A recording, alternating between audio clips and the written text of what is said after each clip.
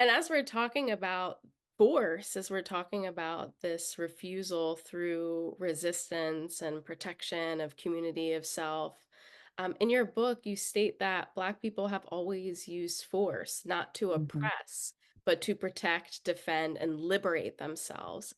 So, how do you Hmm. see this distinction between using force for liberation versus oppression? And how does that Mm, play out in both historical and contemporary resistance movements? yeah, another good question.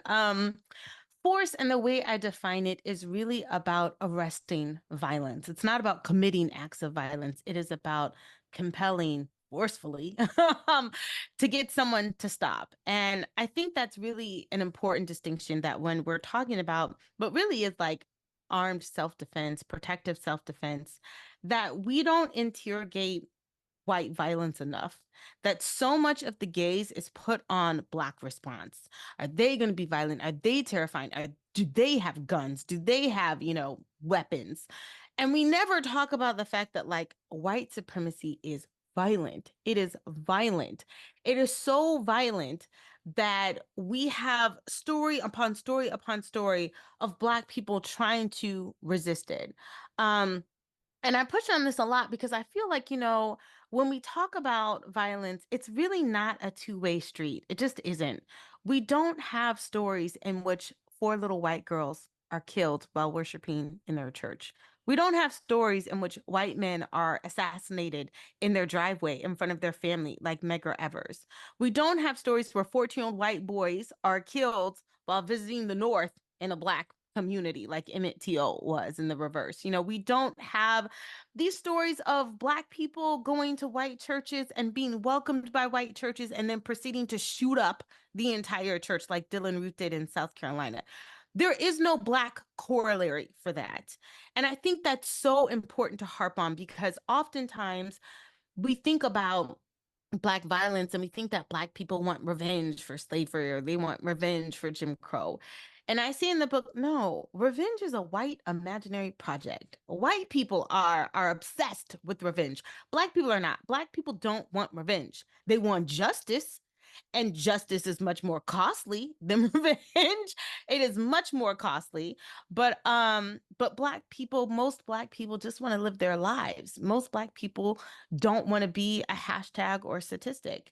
And so the ways that they've had to do that oftentimes is to take up force when nothing else will work. And to me, it was important to talk about the ways that armed resistance was successful because I think that a lot of times we think that Black people who use guns or take up guns are somehow bad faith actors.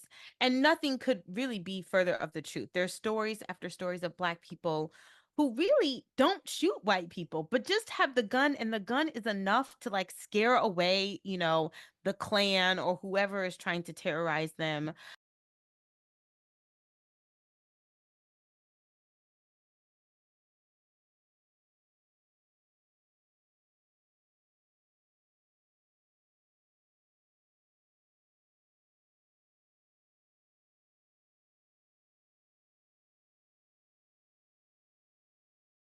There's stories where, Ida B. Wells talks about the importance of having a gun.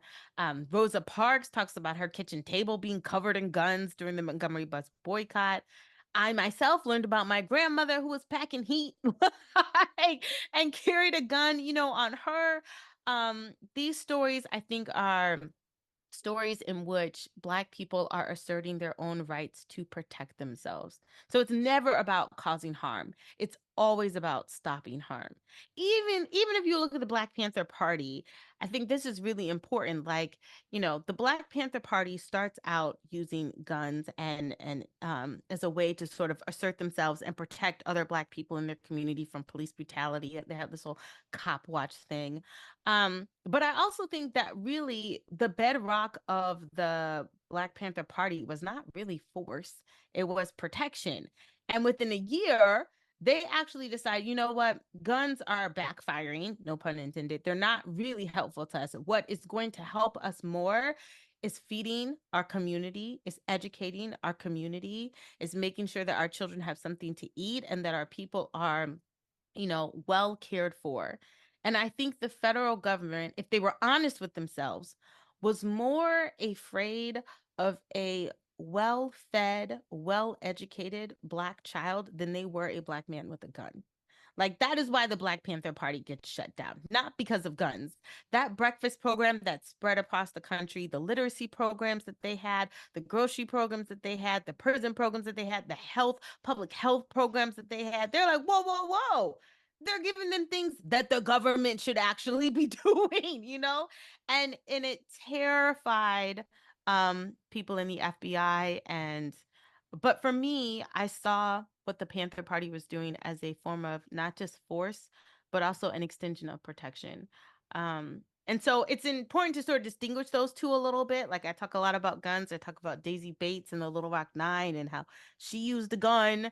But she doesn't, again, she doesn't kill anybody. She fires off some warning shots, and that's enough to like scare away, the Klan or whoever these white people are. But at the end of the day, you know, this is gonna sound bad, but it is what it is. At the end of the day, a lot of white people are cowards.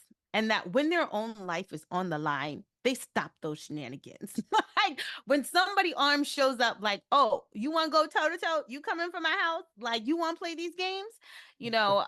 Play stupid games, win stupid prizes. Like, I feel like that is how a lot of Black people engaged. And when white people saw that, oh snap, these Black people are going to fight back, a lot of that racial violence stopped. There are actually stories where riots in Black communities actually get quelled, actually stop because there's a Black armed presence in that community, and the white folks know it.